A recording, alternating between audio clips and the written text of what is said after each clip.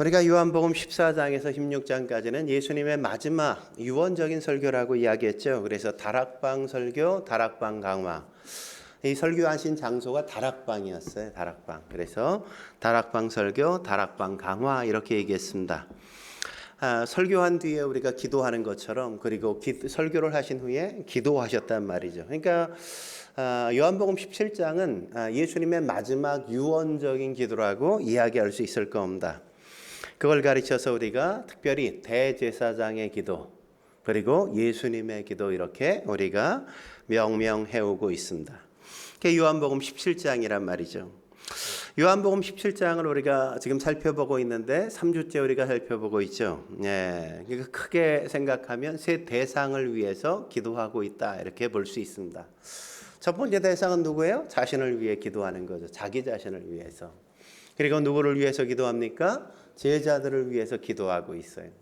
오늘 마지막 살필 대목이 뭐냐? 세상을 위한 기도예요. 세상을 위한. 그러니까 우리가 기도할 때 어떻게 하면 좋을까? 우리의 기도의 내용을 구성할 때 어떻게 기도하면 좋을까? 우리의 기도의 내용을 이렇게 세 대상을 위해 우리가 기도하면 좋겠죠. 그죠? 나를 위해서 한 30% 기도한다면 교회 공동체 지체들을 위해서 한 30% 기도하고, 그리고 교회에 있지 않고 바깥에 있는, 교회 다니지 않는 세상을 위해서도 한 30%, 그 정도 우리가 기도의 내용을 구성하면 그게 건강한 기도, 하나님 앞에 합당한 기도, 이렇게 우리가 될 수 있다고 생각할 수 있지 않겠습니까? 우리가 그렇게 기도해야 되는 거예요. 근데 우리는 대부분 누굴 위해서 기도해요? 나만을 위해서 기도하잖아. 나만을 위해서. 그러니까 너무 이기적이란 말이죠. 이기적이야. 나만을 위해서 기도하지 말고 나와 함께하는 사람들, 그리고 세상 사람들, 그들을 위해서도 함께 기도해야 된단 말이죠. 기도가 뭘까요? 한마디로 기도란 하나님이 베푸신 은혜를 현재화시키는 것, 하나님이 베푸신 은혜를 현재화시키는 게 바로 기도란 말이죠. 은혜를 수령하는 것, 그게 바로 기도인 겁니다. 그러니까 택배가 왔어요. 그럼 어떻게 해야 돼요? 내가 받아야 될 거 아니에요. 수령해야 될 거 아니에요. 그래야 그걸 내가 받아서 쓰게 되어질 거 아닙니까? 그러니까 그것처럼 기도는 뭐 하는 거다? 하나님의 은혜를 받는 것, 수령하는 것, 그게 바로 기도란 말이죠. 그러니까 기도가 없으면 실현되지가 않는 겁니다. 그것이 내 삶의 현재화가 되어지지 않는단 말이죠. 그래서 우리가 기도하는 게 굉장히 중요한 겁니다. 이미 주신 은총일지라도 그것을 우리가 받아 누리려면 뭐 해야 돼요? 기도해야만 그게 가능해진다, 이거죠.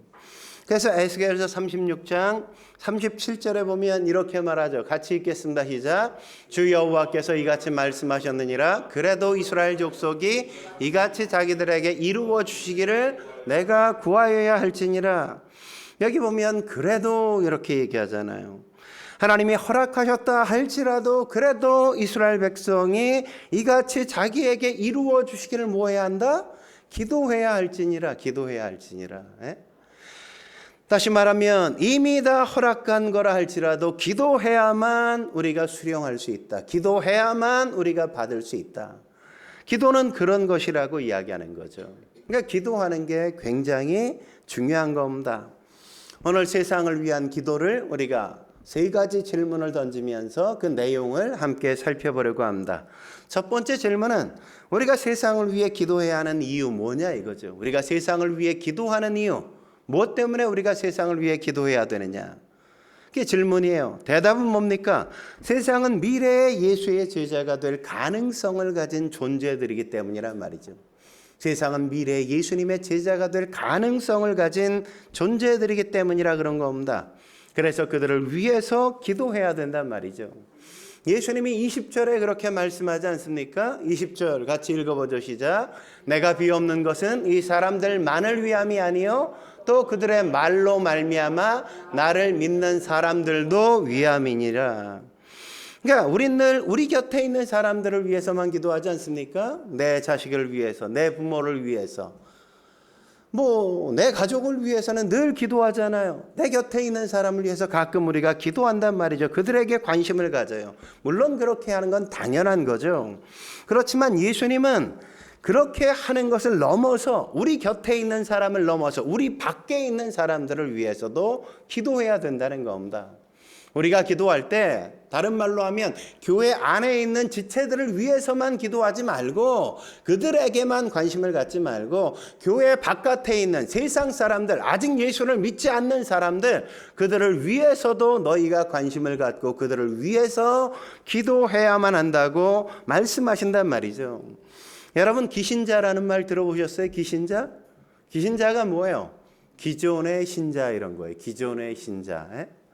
미신자라는 말이 사실은 기신자의 반대말인데, 미신자라는 말은 미신을 믿는 사람이 아니라 미래의 신자가 될 사람. 지금은 믿지 않지만 앞으로 믿게 될 사람, 그 사람을 우리가 미신자 이렇게 이야기한단 말이죠. 요새 교계에서는 불신자라는 말보다 미신자 이런 말로 좀 바꾸어 쓰고 있거든요. 불신자, 믿지 않는 사람, 불신의 사람 뭐 이렇게 말하는 것보다 미래에 앞으로 믿게 될 사람. 여러분, 어감이 얼마나 좋아요. 표현하는 방식도 너무너무 좋잖아요. 그 안에 우리의 희망이 섞여 있지 않습니까? 좋은 접근이라고 저는 생각한단 말이죠. 이런 표현은 원래 나온 것이 어디냐면 요한복음 10장이에요. 요한복음 10장. 요한복음 10장에 보면 목자와 양의 비유가 나오지 않습니까? 거기에 보면 양들은 목자의 음성을 듣고 목자를 따른다고 이야기하지 않아요? 우리가 강아지 이렇게 부르면 뭐 우리 강아지 키우는 집이 없죠, 우리가. 네, 안타. 말레자매네 있군요. 말레자매네 강아지가, 말레자매가 막 이리 와 이렇게 부르면 말레자매네 강아지 이름이 뭐예요? 똘똘이. 똘똘아 이러면, 말레자매 부르면 똘똘이가 꼬리치면서 막 반응하며 가잖아요. 근데 뭐 제가 똘똘아 이러면 와요? 안 오죠. 뭐야 저거, 이렇게 바라볼 거 아니에요. 그처럼 양들도 마찬가지예요. 양들도 똘똘이처럼 이름이 다 있거든요. 주인이 양의 이름을 부르면 그 소리를 듣고 반응해서 목자를 따라간단 말이죠. 그 얘기를 하시면서 요한복음 10장 16절에 뭐라고 말씀하세요? 같이 읽겠습니다. 시작. 또 이 우리에 들지 아니한 다른 양들이 내게 있어 내가 인도하여야 할 터이니. 그러니까 이 우리에 아직 들지 않은, 그러니까 아직 예수를 믿지 않는 그 목자를 제대로 알아보지 못하는 그 양들이 또 있단 말이죠. 우리에 있는 양이 있고 우리 바깥에 있는 양들이 또 있단 말이에요. 목자의 음성을 아는 양들이 있고 목자의 음성을 아직 모르는 양들이 있단 말이죠.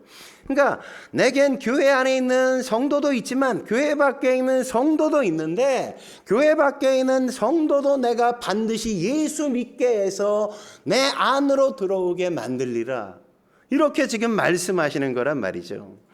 이게 우리 밖에 있는 양에 대한 예수님의 비전이란 말이죠.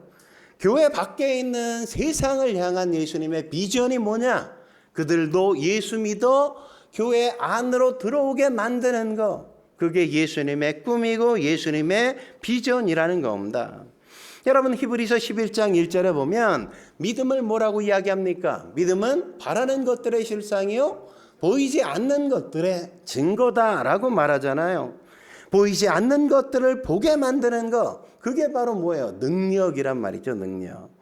눈에 보이는 것만 갖고 우리가 살면 안 된단 말이죠. 보이는 것에 우리가 매이면 안 되는 겁니다. 기도도 마찬가지예요. 눈에 보이는 것만 놓고 기도하면 기도의 폭이 너무나도 좁아진단 말이죠. 두려움 없애달라고, 맨날 욕심 채워달라고, 그런 것만 위해서 기도하면 안 된단 말이죠. 우리는 그래서 말씀을 들어야 되는 거예요. 말씀을 들으면 우리가 더 넓은 세계를 바라보고 더 넓은 비전과 꿈을 꾸게 되어지잖아요. 그러면 우리의 마음속에 더 넓은 세계를 위한 기도를 주님 앞에 드리게 되어지지 않습니까? 그 비전을 가지고 기도해야 된다는 거죠. 그래야만 우리의 기도도 커질 수 있다는 겁니다. 그래야 우리가 내 안에 갇혀서 내 욕망을 채우기 위한 기도만 드리지 않고 하나님의 수준에 올라서 하나님의 마음을 갖고 우리가 기도하고 하나님의 시각을 갖고 세상을 사는 존재가 되어질 수 있다는 거죠. 그래서 쓰임받는 사람들을 보면 어떤 사람이에요? 자기 욕심만을 위해서 구하는 사람이 아니라 세상을 크게 보고 넓게 보고 세상을 일터로 삼아 꿈을 꾸고 사역하는 사람들, 그들을 통해 하나님께서 역사를 이루어가는 걸 우리가 보잖아요. 하나님이 보여주신 걸 믿고 기도하며 나아갔던 사람들, 그들을 통해 하나님은 일하신단 말이죠. 여러분, 언더우드의 기도문이라는 거 보셨습니까? 유튜브 보면 그런 기도문이 많이 나오는데, 한국 초창기 선교사님이시잖아요. 이분이 한국 땅에 와가지고 이런 기도를 드렸대요. 기도의 시작이 이렇습니다. 오 주여, 지금은 아무것도 보이지 않습니다. 그러니까 한국 땅에 처음 딱 왔는데 조선에 뭐 그냥 아무것도 보이지 않는 거죠. 20살 청년이 한국 땅에 처음 왔어. 떨어져 가지고 딱 보니까 아무것도 보이지 않는데, 보이는 건 뭐라고 말하냐? 답답해 보이는 조선 사람들만 보인대요. 고집스럽기 그지없고 얼룩진 어둠밖에 보이지 않는 사람들이랍니다. 어둠과 가난한 인습밖에 남아 있지 않다는 거죠. 그리고 마음이 전혀 보이지 않는데요. 그러다 보니 뭘 해야 될지, 자신이 해야 될 게 뭔지 막막하기만 하대요. 그런데 성경을 딱 펴니까 히브리서 11장 1절 이 말씀이 보이는 겁니다. 믿음은 바라는 것들의 실상이요, 보이지 않는 것들의 증거니.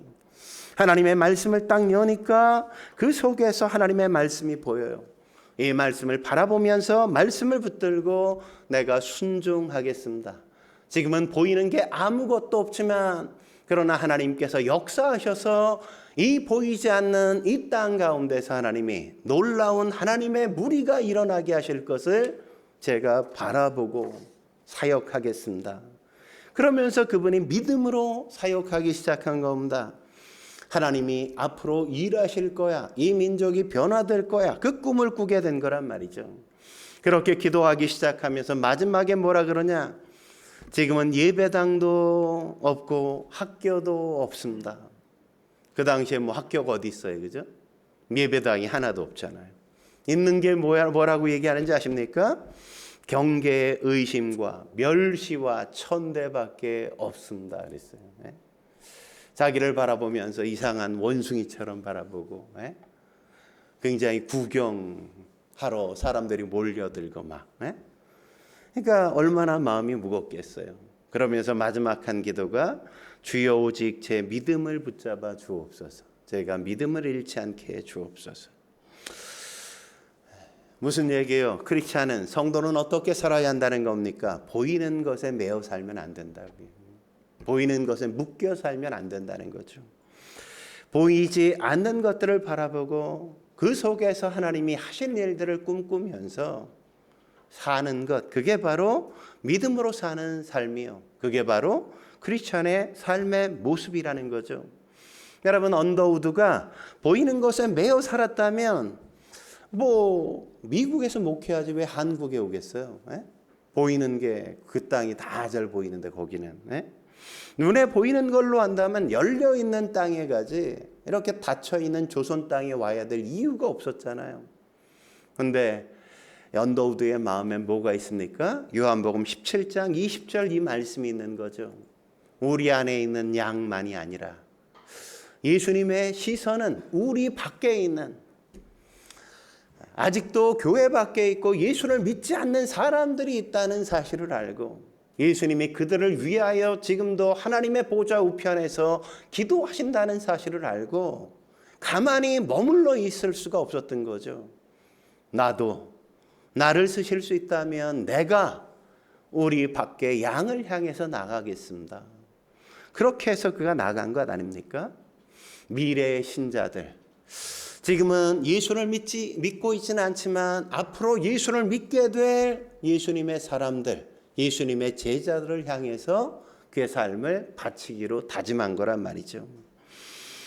이런 시각 때문에 선교가 가능해진 거죠. 우리도 이런 시각을 가질 필요가 있습니다. 일반 기업도 마찬가지잖아요. 보이는 것에만 매여 경영한다면 뭐 경영이 되대로 되겠습니까? 예를 들면 CJ그룹 우리가 잘 알잖아요. 예전에 뭐였어요? 제일제당. 제일제당이 뭐 만드는 회사? 설탕 만드는 회사. 설탕 만들어 파니까 엄청 잘 팔렸어. 그리고 나자 뭘 만들어 팔았어요? 밀가루 만들어 팔았어. 밀가루. 설탕과 밀가루 만들어 파니까 뭐 너무너무 잘 팔려. 뭐 회사가 너무너무 잘 돼. 만약 그냥 설탕과 밀가루 이게 잘 팔리니까 이거 계속 만들어 팔면 될 거야 이랬으면 지금의 CJ그룹은 없단 말이죠. 지금의 CJ그룹은. 그들이 그렇게 설탕과 밀가루에 매이지 않고 뭘 바라봅니까? 그들이 딴 것들에 대하여 그들은 관심을 기울이기 시작해. 그들의 눈앞에 있지 않지만 그들이 앞으로 우리 회사가 뭘 해야 될지 그러면서 그들이 새롭게 열게 된 분야가 뭔지 아십니까? 전 세계에서 다른 나라에서 CJ그룹을 어떻게 생각하냐면 설탕 만드는 회사, 밀가루 만드는 회사가 아니라 바이오 그룹으로 세계에서는 안 돼요. 바이오 그룹으로. 세계 가축들의 사료를 제일 많이 파는 회사가 어디냐? CJ그룹이에요. CJ그룹. 애완견, 뭐 동물들, 가축 사료 이런 것들 세계 1위 그룹이 뭐냐? CJ그룹이라는 거예요. CJ그룹. 그러니까 세계에서는 설탕 만드는 회사가 아니라 바이오 그룹으로 세계에 아주 잘 나가는 회사. 우리나라도 마찬가지죠. 국내에서도 어떻게 알고 있습니까? 더 이상 설탕 만드는 회사, 밀가루 만드는 회사가 아니잖아요. 영화 만드는 회사, CGV, TVN, OCN, 투니버스, 올리브영 다 CJ 거란 말이죠. 다 CJ 거. 여러분 생각해 보세요. 제일제당이 보이는 곳에 매여 있었다면 회사 망했겠죠. 지금 뭐 설탕 파는 거 가지고 요새 설탕 많이 안 먹잖아요. 밀가루 많이 안 먹잖아요. 이렇게 크지 못했을 거란 말이죠. 이런 게 다 어디서 나온 개념이에요? 예수님의 마음에서 나온 거라고. 성경에서 나온 개념. 우리 안에가 아니라 우리 밖에. 내가 보이는 것이 아니라 내가 보이지 않는 그 너머를 바라보고 꿈을 꾸고 비전을 갖고 그게 위대한 기업을 만들고 위대한 하나님의 나라를 만드는 걸 믿으시기 바랍니다. 두 번째 질문, 세상을 위해 우리는 어떤 비전을 가져야 될까요? 두 번째, 하나가 되는 비전을 가져야 한단 말이죠. 하나가 되는 비전을 가져야 돼요. 21절부터 23절까지 같이 한번 읽어볼까요? 21절부터 23절 시작. 아버지여, 아버지께서 내 안에 내가 아버지 안에 있는 것 같이 그들도 다 하나가 되어 우리 안에 있게 하사 세상으로 아버지께서 나를 보내신 것을 믿게 하옵소서. 내게 주신 영광을 내가 그들에게 주었사오니 이는 우리가 하나가 된 것 같이 그들도 하나가 되게 하려 함이니이다. 곧 내가 그들 안에 있고 아버지께서 내 안에 계시어 그들로 온전함을 이루어 하나가 되게 하려 함은 아버지께서 나를 보내신 것과 또 나를 사랑하신 같이 그들도 사랑하신 것을 세상으로 알게 하려 함이로소이다. 그러니까 하나됨이란 어떤 거냐? 하나됨이란 쉽게 말하면 가족됨을 이야기하는 거예요. 가족됨을. 마귀는 어떤 일을 해요? 분열을 일으켜요. 분열을. 자꾸만 분열을 일으키고 분쟁을 일으켜서 자꾸만 다 상처받게 만들잖아요. 나도 상처받고 걔도 상처받고 우리 모두가 다 상처투성이. 그걸 만드는 게 뭐예요? 마귀가 그런 역사를 만든단 말이죠. 그러니까 상처를 입게 되어지면 치유하고 회복하는 데는 어때요? 시간이 굉장히 많이 걸려요. 시간이. 그럼에도 불구하고 이런 것들을 다 상처 싸매고 회복시켜가고 낫게 만들어 하나 되게 만드는 것. 거기에 관심을 갖고 그걸 위해서 우리가 기도해야 된단 말이죠. 그게 바로 하나됨이에요. 가족됨이란 말이죠. 여러분 가족은 하나잖아요. 진선이에게 제가 뭐라 그래요? 야, 피는 물보다 진하잖아. 이 말은 뭐예요? 너와 나는 피를 나눈 형제야, 가족이야 이런 거죠, 그죠? 피를 나눴다는 거예요. 가족이라는 건 우리는. 그 가족됨이 그렇게 중요한 거란 말이죠. 중요한 거. 에베소 2장 19절에 뭐라 그럽니까? 그러므로 이제부터 너희는 외인도 아니요 외국인이 아니라는 거죠. 나그네도 아니요 나그네가 아니라는 거잖아요. 오직 성도들과 동일한 시민이요 시민이라고 이야기하고 더 중요한 걸 뭐라고 얘기합니까? 하나님의 권속이라. 이 권속이라는 단어의 뜻이 뭐예요? 가족이라는 뜻이에요. 가족이라는 뜻. 가족. 예? 예수 믿고 나서 우리가 함께 가족이 된다는 거예요. 가족이 된다는 거예요. 예수의 피를 나눈 형제 자매라는 거죠. 예? 그러니까 뭐 우리가 교회에서 직분을 줘서 뭐 집사님, 목사님, 권사님 뭐 이렇게 부르지만 사실은 그것 이전에 더 근본적으로 우리는 뭐예요? 형제요, 자매란 말이죠. 형제, 자매. 가족이에요, 가족. 왜? 예수의 피로 우리가 한 가족이 되었으니까. 그렇다면 하나됨을 우리가 어떻게 이룬다고 얘기합니까? 에베소 2장 20절과 21절엔 이렇게 얘기하죠. 같이 읽겠습니다. 시작. 너희는 사도들과 선지자들의 터 위에 세우심을 입은 자라 그리스도 예수께서 친히 모퉁이 돌이 되셨느니라. 그의 안에서 건물마다 서로 연결하여 주 안에서 성전이 되어가고 너희도 성령 안에서 하나님이 거하시는 처소가 되기 위하여 그리스도 예수 안에서 함께 지어져 가느니라. 그러니까 한마디로 말하면 하나됨의 기초는 뭐라고요? 예수 그리스도. 모퉁이 돌이 뭐라고요? 예수 그리스도. 그러니까 하나됨의 기초는 뭐다? 예수 그리스도를 믿어야 돼. 예수 그리스도를 믿어야 돼. 터는 뭐예요? 하나님의 말씀. 그래서 뭐라고 얘기했습니까? 20절에 사도들과 선지자들 이렇게 얘기하잖아요. 사도들과 선지자들의 터. 그게 뭘 가르치는 거예요? 하나님의 말씀을 가르치는 거예요. 하나님의 말씀. 그렇게 하고 하나님의 기초인 예수 그리스도를 믿고 말씀 위에서 우리가 하나로 지어져 간다. 그러면서 뭐라고 얘기합니까? 각 성도들이 연결되어 성전이 되어가고 지어져 간다고 진행형으로 이야기하고 있잖아요. 우리는 예수 그리스도 위에서 믿는 믿음 위에서 말씀을 끊임없이 함께 배우고 함께 나누면서 함께 성전으로 지어져 간다고요. 아직 우리가 느슨해져 있지만 말씀을 나누면서 더 끈끈한 하나됨을 만들어 가는 거란 말이죠. 그러니까 교회의 하나됨은 바둑으로 치면 세력 바둑인 겁니다. 대마를 살려서 거기다가 한 사람 두 사람 계속해서 막 붙여가는 거. 그럼 어떻게 되어져요? 그럼 대마가 살면 모든 거기에 붙어있는 말들이 다 사는 거잖아요. 불로 비유하면 그냥 불길과 같은 거예요. 한번 불길이 타오르면 어때요? 막 타오르기 시작하면 젖은 장당 막 집어넣어도 막 불타오르잖아요, 같이. 그것처럼 불길에 모두가 붙으면 그냥 하나 되어 하나의 불이 되어버리는 거. 그게 뭐다? 하나됨이라고요. 그게 하나 되는 거. 가족은 그런 거란 말이죠. 그렇게 하나가 되어지는 거.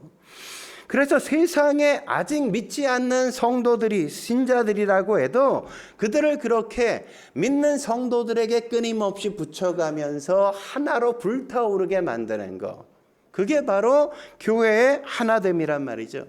그러려면 어떻게 해야 됩니까? 신자들인 우리가 먼저 예수님과 잘 붙어서 불타오르고 있어야 되겠죠. 뭐 이건 꺼질락 말락 하는 그런 불이 되면 우리가 젖은 장닭 오면 그냥 바로 꺼질 수 있잖아. 그러면 안 되잖아. 그죠? 그러니까 우리가 먼저 예수님 안에서 불타올라야 되고 그 다음에 어떻게 해야 돼요? 세상 사람들에게 나가서 그들을 주님 앞에 이끌어서 그들을 하나 둘 갖다가 불붙게 만들어 우리가 하나의 불길로 타오르게 만드는 거. 그게 굉장히 우리가 해야 될 중요한 일이란 말이죠. 그런데 그런 하나됨을 어디서 배울 수 있습니까? 그런 하나됨 어디서 배울 수 있어요? 삼위일체 하나님을 통해 우리가 배울 수 있잖아요. 그래서 21절에 보면 뭐라고 얘기합니까? 아버지께서 내 안에 내가 아버지 안에 있다 이렇게 말하지 않습니까? 그래서 하나님은 어떻게 사역하세요? 일할 때도 성부 하나님은 구원을 계획하시고 성자 하나님은 구원을 실행하시고 성령 하나님은 구원을 적용하시잖아요. 적용하시잖아요. 그분들은 각기 다른 일들을 하지만 그게 통합적으로 하나의 물길을 이루어 일을 이루어가는 하나됨을 이룬단 말이죠. 그렇게 삼위일체 하나님이 사역하는 걸 보면서 우리는 뭘 배우게 되어지는 겁니까? 우리가 이렇게 다른 역할을 하지만 우리가 하나된 몸된 교회를 세우는 거구나.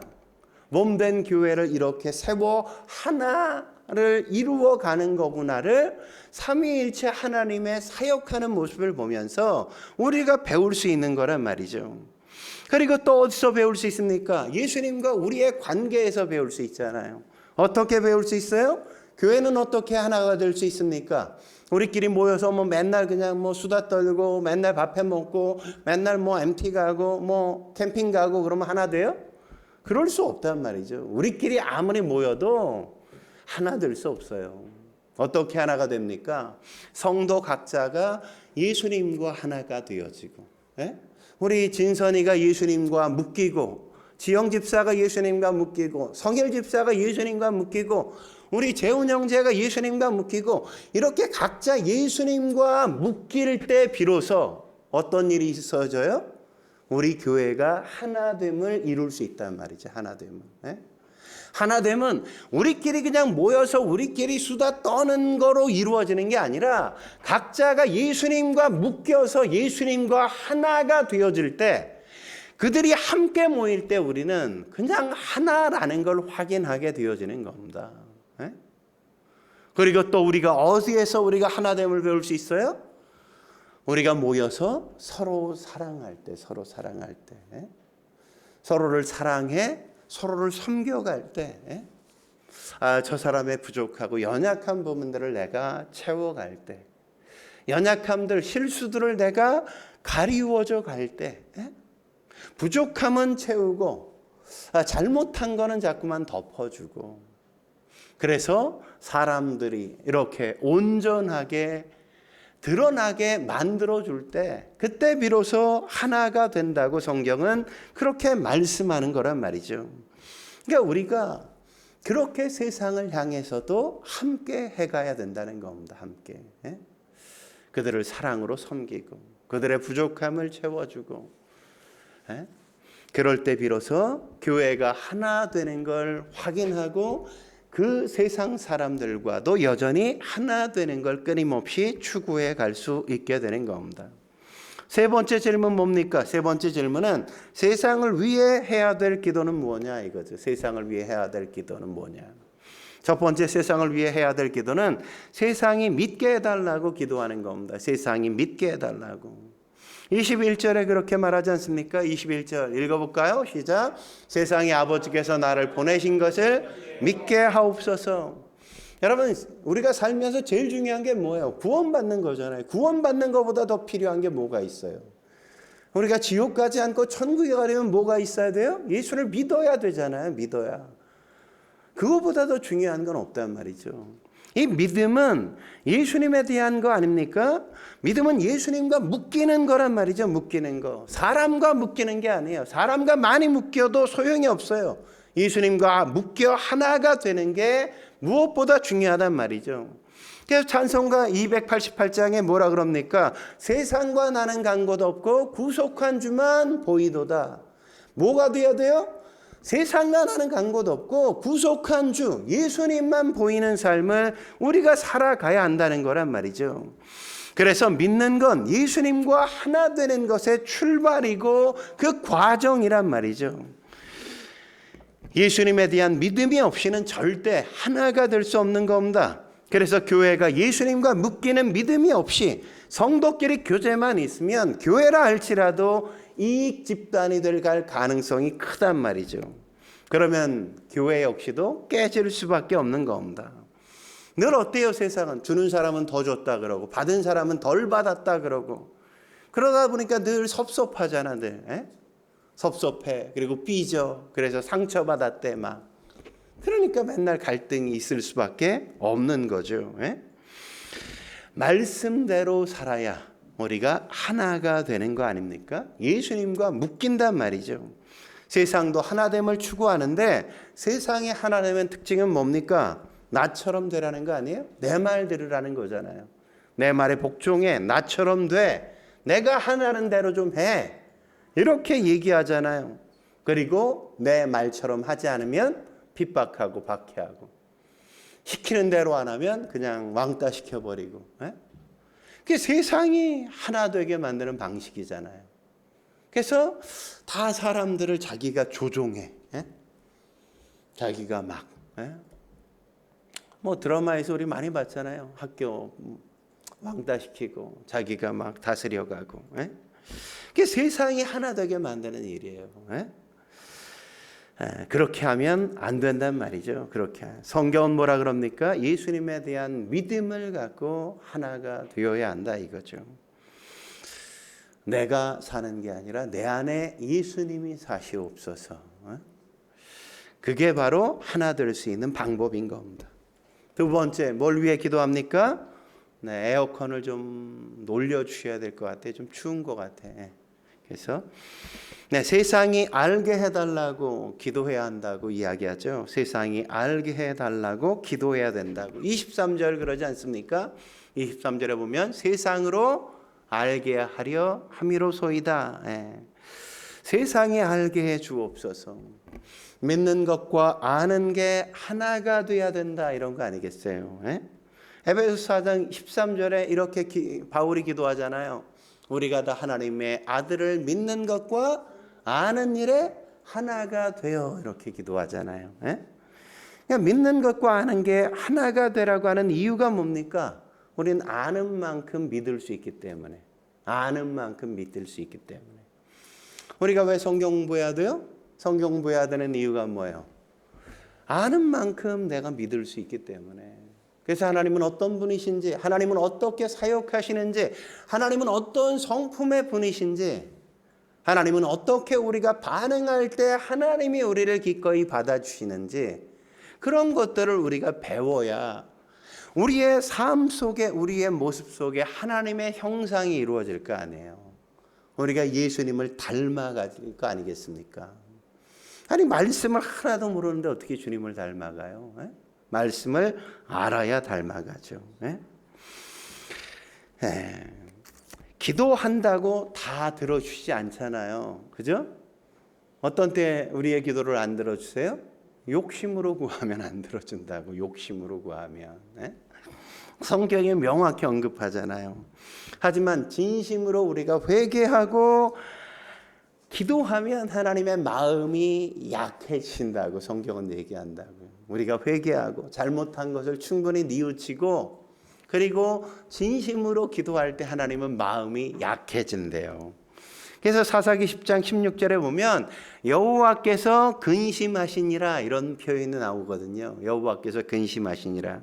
그래서 근심하다는 말의 히브리어 원문의 뜻은 마음이 쪼그라든다 이런 뜻이에요. 마음이 쪼그라든다.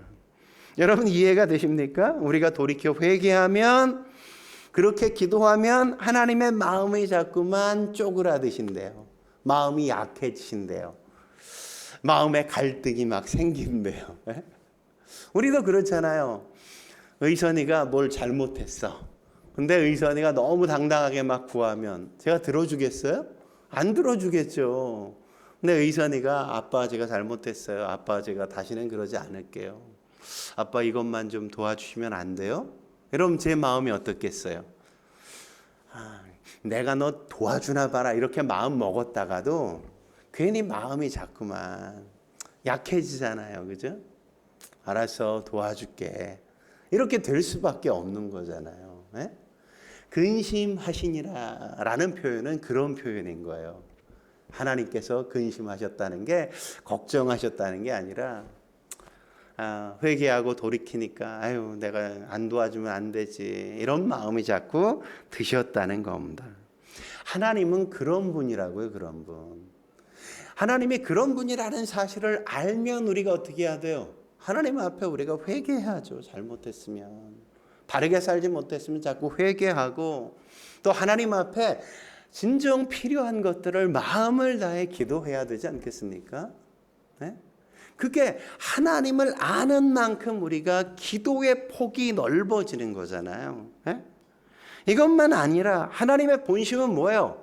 우리가 넘어지고 우리가 잘못되고 우리가 잘하나 못하나 봐라 이런 게 아니라 우리가 잘되고 우리가 멋지게 살아가는 것이라는 걸 우리가 확인하잖아요. 어디서? 예레미야서에 보면 수도 없이 그런 말씀이 나오잖아요.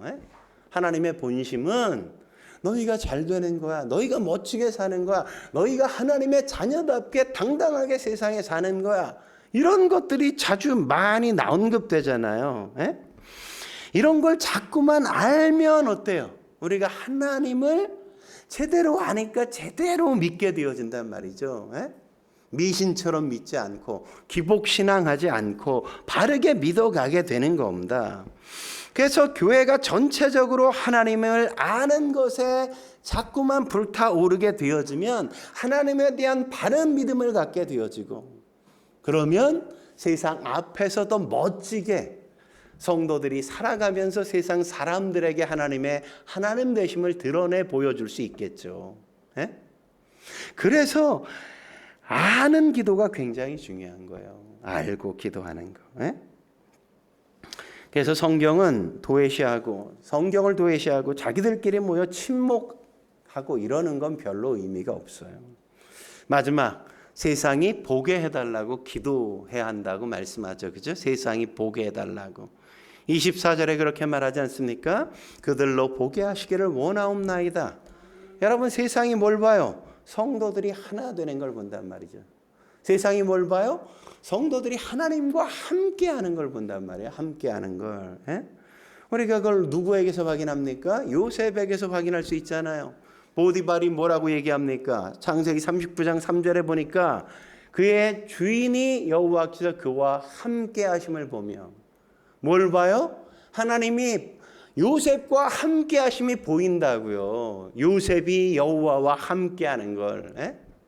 뭘 통해 보겠어요? 어려울 때마다 요셉은 늘 기도하거든요. 하나님 앞에. 하나님 제가 어떻게 해야 합니까? 하나님 제가 무엇을 해야 할까요?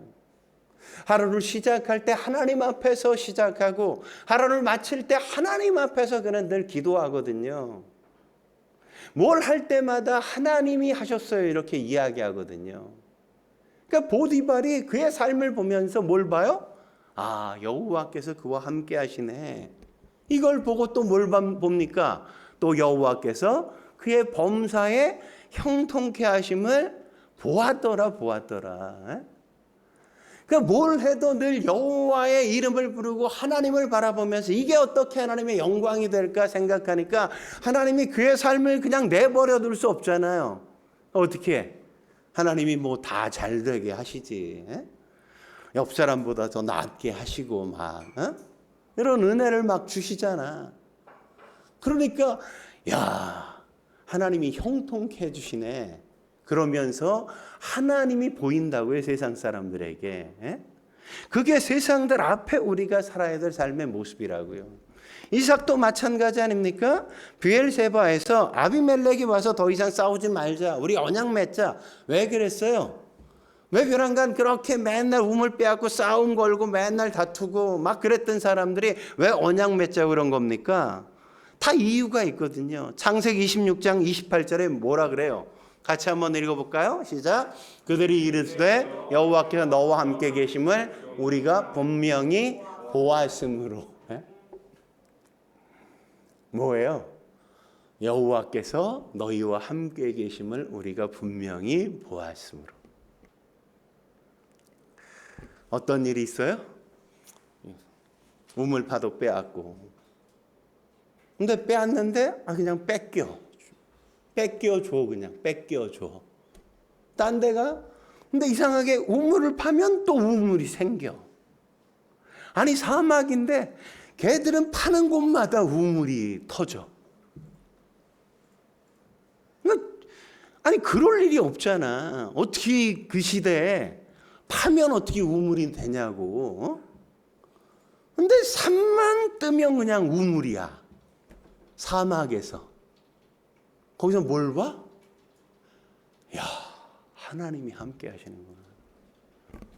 그냥 다 양보해도 얘네들 건드렸다간 괜히 우리가 큰일 나겠네. 그러니까 뭐 하자고요? 우리 언약 맺자. 이렇게. 우리 앞으로 잘 지내자. 그런다고요. 네? 그러니까 우리가 뭘 보여야 돼요? 그런 걸 보여야 된다고. 세상은 그런 우리의 삶을 통해 하나님이 함께 하심을 본단 말이죠. 고난 속에서도 이 사람이 어떻게 하는지를 보면서 역경 가운데서도 그가 얼마나 담담하게 보내는지를 보면서 다니엘 보십시오. 사자굴에 던져져도 안 돼요 막 이러지 않잖아요. 에? 죽으면 죽으리라 이런 거 아니에요. 에? 사드락 메삭 아벳느고 불에 던져 넣어도 그들은 그냥 들어가잖아요. 던져지잖아요. 이건 부당합니다. 이런 일이 어떻게 있습니까? 이런 거 가지고 싸우지 않고 당당하게 그 안에서 다 감당하잖아요. 거기에 뭐가 있어요? 하나님의 능력이 임하죠. 그죠? 왜 그 부당함을 기꺼이 받아요? 하나님이 함께 하실 걸 믿기 때문에. 하나님이 이걸 합력하여 선으로 바꾸실 걸 확신하니까. 그 하나님을 믿기 때문에 그럴 수 있는 거죠. 그 믿음에 하나님이 응답하시는 거잖아요. 응답하시는 거. 그걸 보고 세상은 뭘 봐요? 아, 하나님이 이들과 함께 하시는구나.